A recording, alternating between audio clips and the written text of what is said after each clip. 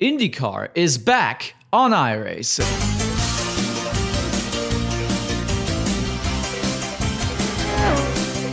Welcome to round 2 of the classic IndyCar series on iRacing. We're going to show you the highlights of a spectacular race at Sonoma. But first, let's take a step back and have a look at round 1 of the classic IndyCar series 2024 at Circuit of the Americas. This has been a day that has been long awaited since 2023. It is my honor and a privilege to tell you the classic IndyCar series is back!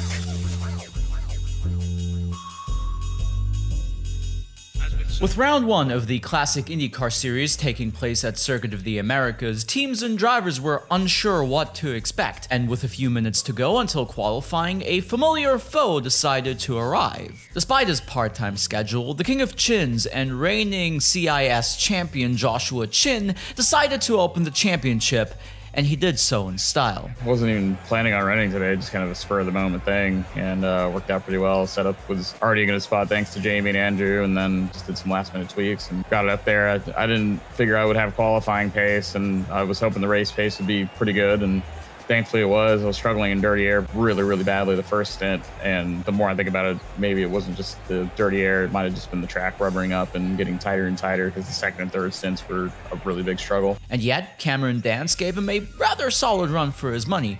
Who knows what could have happened if he hadn't been blocked by a midfield battle during the final lap of the race.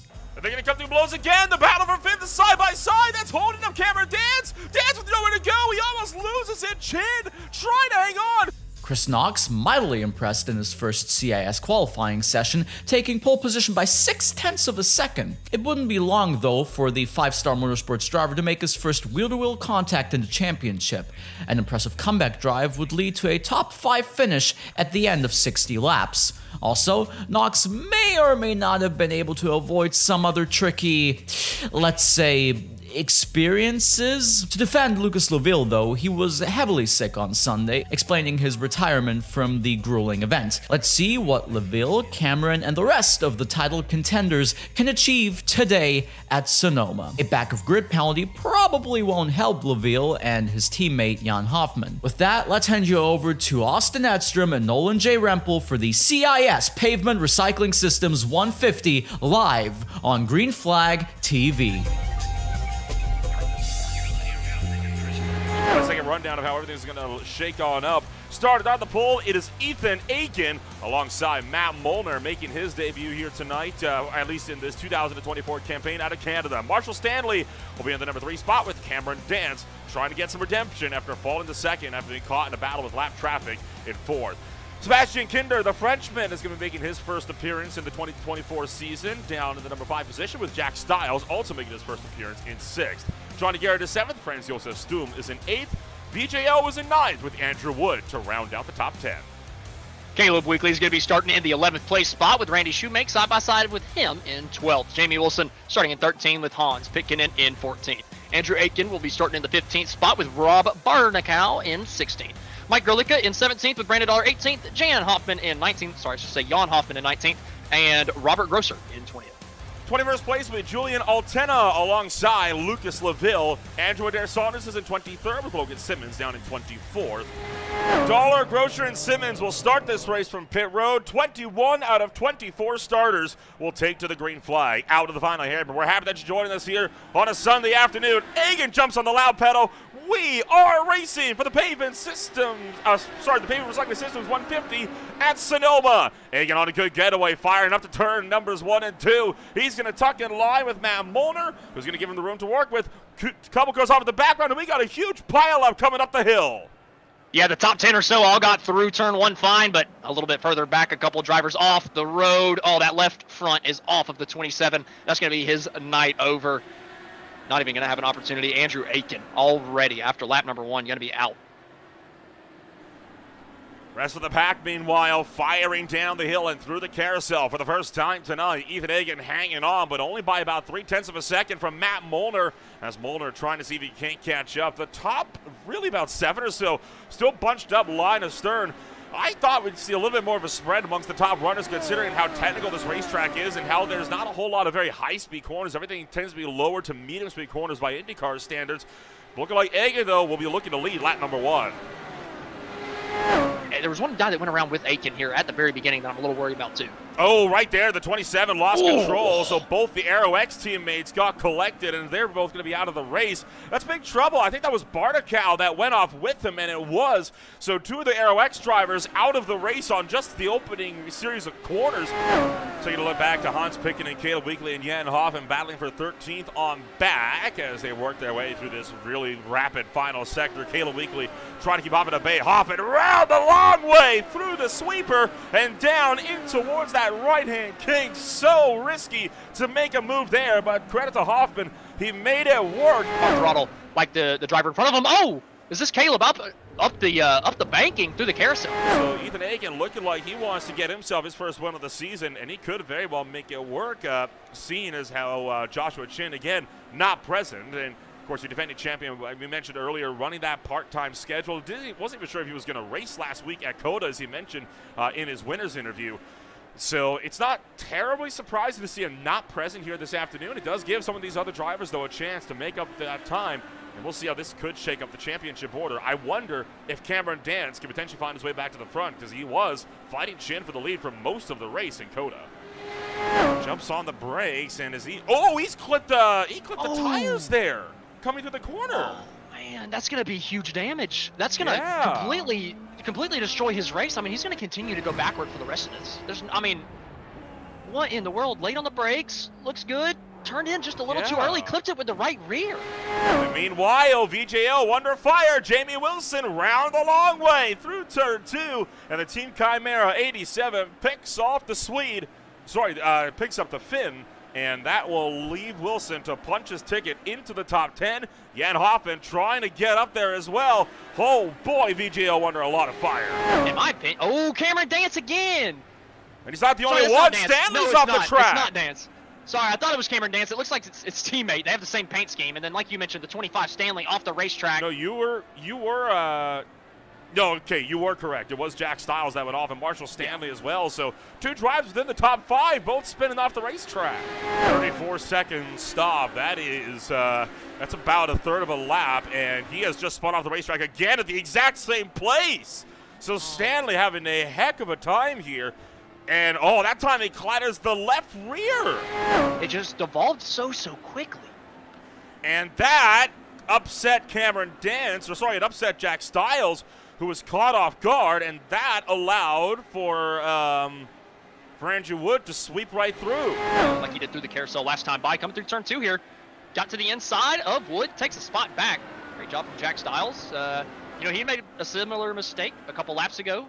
Him and Stiles actually made, he is Stiles. Him and Stanley made the same mistake on the same lap, and Stanley compounded his issue while luckily for Stiles, he's kind of fixed it and worked his way back up to the 6th. To 11th place, and now Jamie Wilson is off the track. So again, these mistakes starting to settle in more and more as one of the Chimera cars goes around. And now you see VJO falling to another driver as Lucas LaVille will break by him. And that was to put LaVille up into the top 10. This is a pretty big pack. 7th, 8th, 9th, 10th, and 11th, all tucked up within a 2-second span. When you're 18 laps in, that's a pretty big margin. And whoa, we got one of the Aero X cars with big rear wing damage off the racetrack. And looking like Jamie Wilson may have collected him as well, but that's Randy Shoemake, who has just had a heck of a drive. Here's Shoemake. Back in. Oh boy. Wow. Who was that? That was a great job getting around this for Saunders. But I gotta think that there might be something. What is going on? What was all that about? He's looking like he's been having a very solid day. So Ethan Aiken, I think, can be very proud of how his afternoon has gone so far. The driver of the number 20, working his way up and around the racetrack, and is, like you mentioned, 10 seconds clear. And Mountain Moore himself had a bit of no man's land. I mean, that car right behind him is Cameron Dance, and that is the third place runner, 2 cars behind, and a good 3 seconds off of your third place runner as well. Pretty much everybody within the top 10 is at least a couple seconds out. And we got Mike Gerlicka coming into pit road, and he's not the only one. Randy Shoemake is in as well, and looks like he has retired the car as well, as he has hopped out So Grlica is in. This is about 21 laps in. Could this be our first scheduled fuel stop of the night? Oh no, who's that off the racetrack? That's Styles. Jack Styles in the 59 car, taking the hybrid tune machine off the racetrack. Well, we might be able to see these guys funnel it down, but not the 29. That's our second place runner, Molnar, coming in on lap number 28. That's telling me he's got to pit twice. Gonna have to see exactly how good of a stop Wood has, and again, we got to pay attention to these guys coming out of pit road. Seems to be a very, very big issue, but our race leader, we're talking potential one-stops, doesn't look to be the case. Ethan Hagen down pit road. Only 9 seconds in the box. Andrew Wood was in there for over a second longer, so something went awry on Wood's pit stop, and he's mired in traffic now, battling with Jack Styles and Lucas LaVille. And Andrew Adair Saunders. I mean, just it's all kicking off kind of coming out of the pit road. Not even like a battle on the racetrack, but I got to point out Cameron Dance has jumped Molnar through the pit road or through the pit cycle for second, and has actually been running faster than Ethan Hagen this entire outlap. Ran him down about a second over the course of this lap. So even the race for the lead is starting to get a little bit closer. I'm going to put an asterisk on Cameron Dance jumping Molnar. Molnar was in the box for 11.1 seconds. Dance is only in the box for 9.4, and right now the gap is only 2 seconds. So they would have been about half a second apart when they left pit road had it not been for Molnar's long stop. Paper Recycling Systems 150 Replay TV, and around goes Styles. That's going to throw away the battle for 6th. Back to pit road. He was going out of the racetrack to pick up the 17th spot. He very much did that, and he backed that one into the wall, so he just calls it quits. Pretty stylish way to pick up a couple positions there from Julian Altena. Here for Styles, though, not what you want to see. Not very stylish. Was that before we went to the commercial? Was that a replay of that? Or no, that was as we were coming back, actually. Oh, man. It's just tough, man. Like I said, I really thought that the heavy braking zones were going to be big passing opportunities, but the problem is that the corner right before them is just dirty air central. It's like driving a boat behind another boat around those corners. So it's been tough.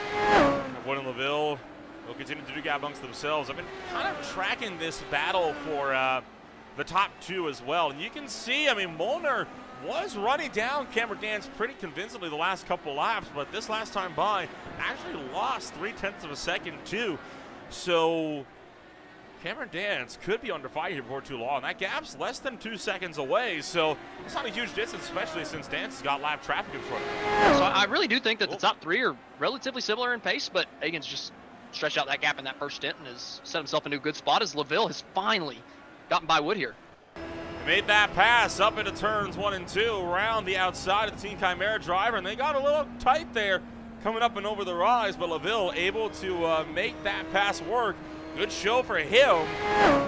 Got that curb. I mean, it really had nothing to do with the curb. He got over the hill and looked like he was A-okay, but like we've seen many times tonight, just putting a little bit too much throttle while you still got a little bit of wheel put into that thing coming over that hill can just send that thing around so quickly. And now he's under pressure from Hoffmann, and now that these two are so close to each other, that could bring LaVille into this fray and make this a 3-way fight for fifth.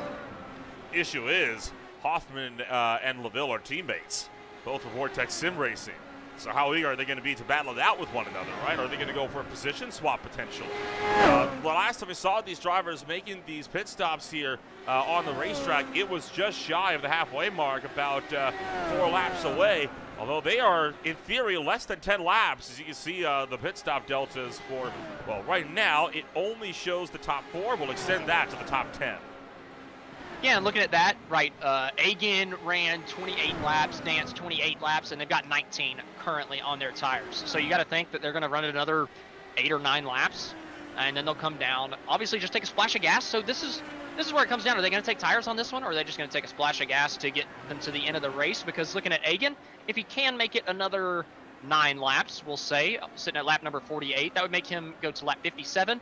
He would only have to take 12 laps of gas rather than the full 28. So, trouble Matt Molnar, the 3rd place runner now, going off the racetrack. So the Canadian having problems.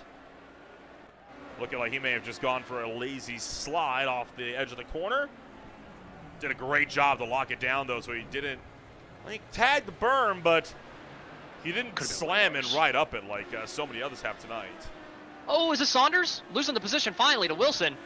Coming down to the carousel section, or right before the carousel section, Wilson finally getting by, not even having to make the move on him. Saunders just completely misses the apex, missed the braking zone, and locked up that right front tire, getting down into the corner.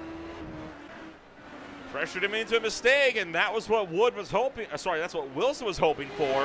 Really, really difficult to get around these high-speed sections, but this is the moment right here for Hoffman, trying to do a little bit of strategy, short pitting over Kinder, coming down pit road, getting all he can down to the pit, or down into the pits, late on the brakes, down to the yellow cone. Now coming down. Tires is going to be the call for Jan Hoffman. Cameron Dance is in as well from second on the racetrack. So expect the rest of the field now to come in within the next 5 laps or so. And that Aero X car is going to steal away what is right now on track 7th, but remember, Garrett is yet to pit. That's the other problem here, right, is the fact that Hoffman is almost needlessly being slowed down right now. Garrett is yet to come down to pit road. Hoffman's good to go to the end. So how is this actually? Oh, well, actually, no, I'm sorry. Garrett actually undercut Hoffman. He pit a lap earlier. So this is actually for position to the end of the race. Yeah, so that ends up hurting Hoffman massively. When did Garrett come down pit road? That must have been a massive undercut. Lap 49. Wow, coming down 3 or 4 laps earlier than everybody else. Fight for that 4th place spot. I didn't even think he was in it. Now that might turn into 3rd because that's our 2nd place runner, Molnar, off the racetrack, and Cameron Dance. Why is Cameron Dance 40 seconds off the race lead? Oh, sorry, Egan hasn't pitted yet. My mistake, but Molnar also hasn't pitted yet. And so that ends up being a big mistake from Molnar. He's lost 20 seconds over the course of the last 5 laps. Up over the rise and just picked up the throttle, and I think he just kept that out of the barriers. Yeah, I thought I missed something with Dance there for a minute. I completely forgot he came down pit road. That scared the heck out of me. I was like, where did he lose 30 seconds from? But that makes a little bit more sense. Yeah, I'm just kind of doing a little quick math in my head. I'm just thinking maybe Molnar would get into a fight for that, or get dropped down into that fight, but I don't think that he's quite to that point yet. Hasn't lost enough time to cycle himself out to be back behind Kinder or LaVille. Andrew Wood going to drop behind Johnny Garrett and Jan Hoffman, so it's a 3-way battle now for 6th as Wood will join the party. All these guys 1 lap off the race lead. I believe that they're going to unlap themselves after Egan comes down pit road. But they will be under danger. Oh, side by side through the S's. Tough area to get side by side. But here he comes. Wood to the inside. Contact. No, the 68 hard into the inside fence. No. And the right front tire is gone. He's going to be out. That is the crash that we were worried about was going to happen. Johnny Garrett taken out by Andrew Wood on a huge high-speed crash coming through that final kink. Oh, that is a tough break. What a They were violent side by side impact. before the corner. I just couldn't tell if Wood missed the apex or if Garrett turned in like Wood wasn't there. Oh, boy, that is a hard hit. And there's Andrew Wood getting into the 68. Oh, that's a tough one. It's really, really close. I feel like Wood is coming off of that a little bit, but Garrett's also pinching him really heavy, not giving him much room for error. It's so close. It really, really is, and that's a high-speed corner. But to my point, I feel like with a high-speed corner like that, the 68 could have given him more room and just used the outside line with the momentum to have enough momentum to get down to the next corner. But I mean, at the end of the day, hindsight's 20/20, and it was just a bang-bang play between the 64 and 68. Just unfortunate the 68 loses 10 spots off of it. Yeah, that's the wreck we were worried about was going to happen too, right? With the fact that being such a very high-speed corner. And let's be honest, I mean, if that's not a high-speed corner, they take that chicane that slows these cars down, Garrett probably spins off into the gravel trap. Andrew Wood trying to still hold on from Jack Stiles, but I just feel like these two, I feel like Hoffman, Wood, Stiles, LaVille, they've all been relatively under a blanket for the last, I don't know, 20 laps or so. They've spread out a little bit into their own little separate packs, but it's just been hard racing all throughout what would be the midfield, I suppose, in Formula One. You know, with 20 cars out here, I guess the midfield's fifth to 10th, right? So everything between there has been absolutely phenomenal to watch this entire race at Sonoma.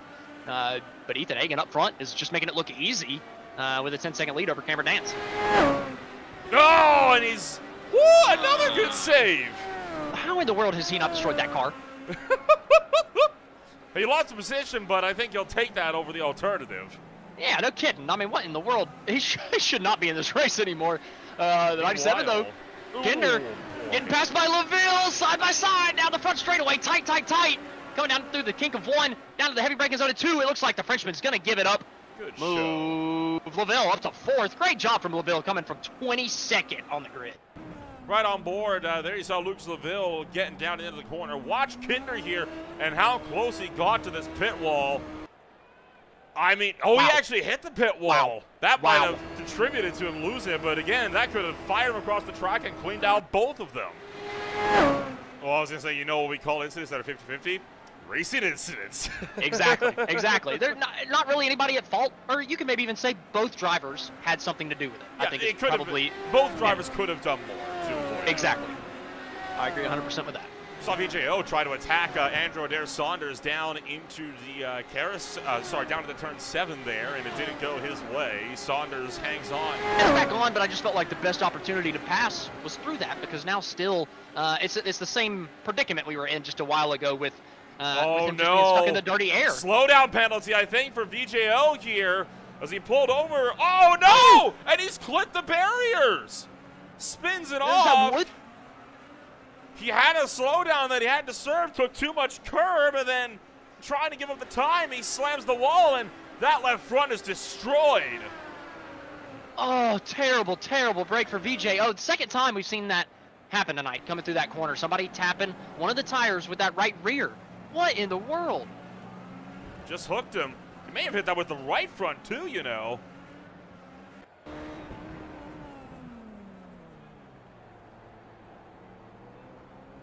He hit it with both. The curve there as well and almost looped the back end. The gap's down a quarter of a second. He's making the look. Oh, locks it up big time, but not able to make it work. We'll keep tabs on that battle, but right now, Ethan Hagen working through the final couple of corners, and he leads every single lap. It is domination from Ethan Hagen, who takes Iconic Motorsports to victory lane today. And here goes Hoffmann making the lunge on Kinder. Oh, he got side by side, but he wasn't able to stay there. Going through that left-hander, he had the outside, wasn't able to complete the pass. Diving in deep down to this right-hander, not able to do it either down into there. This is the trouble spot, though. How close can he keep it through this carousel? Can he give himself an opportunity down into that double right? Coming down deep in the carousel, a little bit of a nervy moment from Hoffmann. Going for the later apex, trying to get it over the Frenchman coming out of the corner. Does he get the run? Oh, he's there. He's closing in big time. Hoffmann trying to make a look here.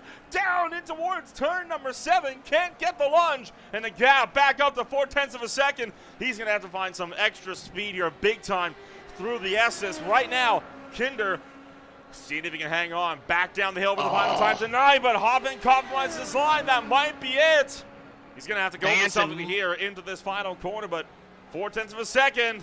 It's not going to be close enough. Can Kinder hang on corner exit? He sure does. And it looks like Kinder will hang on for 5th. And it is Ethan Hagen taking it home by 6 seconds over Cameron Dance. Matt Molnar rounds out the podium. We'll talk to all of them in just a moment. Luke LaVille finishes 4th. Sebastian Kinder just hanging on against Ian Hoffmann for 6th. They were the last cars on the lead lap. Andrew Wood, Jamie Wilson, and Hans Pitkinen round out the top 10. I mean, it was such a great race. I mean, to start from pole, lead every lap, and that was probably the most fun I ever had on a road course race in a long time. So, yeah, I mean, the car went smooth. I had a great setup, great team behind me, and managed to get to the win there. Will we be seeing this 20 car being the title contender by season's end? Oh, absolutely. I mean, the road courses have been what I've been good at, and luckily we're going to another track that I'm pretty good at Long Beach. So not only are you going to probably see the 20 car be a championship contender, but I say you're going to see this 20 car probably be a contender for the win next race.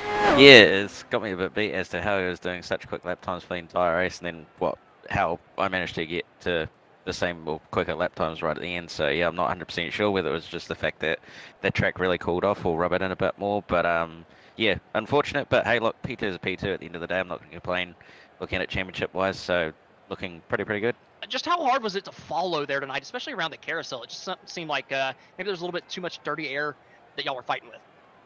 Yeah, the dirty air was pretty severe, to be honest. I think just the fact that everybody's running probably quite similar aero setups, and the fact that they're probably running them quite high means that it's quite hard to get any sort of run compared to what you normally might find. So yeah, it was really difficult because you were trying to maximize the amount of grip you had, and then also trying to make sure that you weren't overdriving the car with the amount of understeer you had to deal with the aero wash. So yeah, it was difficult, but at the end of the day, you could use that to your advantage, being stuck in the dirty air as well, with the fact you're able to do a little bit of fuel saving or try and drive around the dirty air in such a way that you're able to set up a move. So it has its benefits, but it also has its disadvantages as well.